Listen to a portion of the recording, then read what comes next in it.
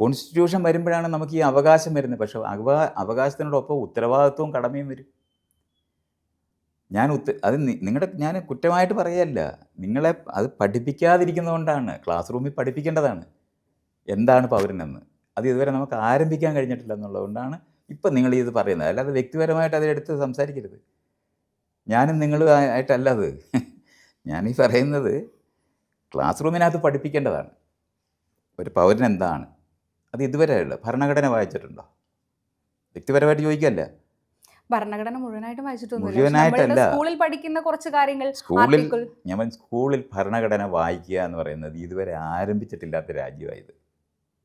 അത് നിങ്ങളുടെ കുറ്റമായിട്ട് ഞാൻ നിങ്ങളെ പറഞ്ഞു കഴിഞ്ഞാൽ കുഴപ്പമല്ലേ? അംഗീകരിക്കാം. പക്ഷേ ഇതിൽ ചില ഭാഗങ്ങളിൽ അതാ പറഞ്ഞ അതിനകത്ത് ആകെ ഒരു വരി അവിടുത്തെ മോർണിംഗ് പ്രയറിനകത്ത് പറയും ഞങ്ങളെല്ലാം ഇന്ത്യക്കാരാണ്, സഹോദരന്മാരാണെന്ന്. അല്ലാതെ ഭരണഘടന വായിക്കുന്നില്ല. സർവ്വമത വായിക്കുന്നില്ല. പക്ഷേ അവിടെ പ്രാർത്ഥന ചെയ്യത്തില്ലേ സ്കൂളിൽ? സ്കൂളിൽ അതോടെ കഴിഞ്ഞില്ലേ?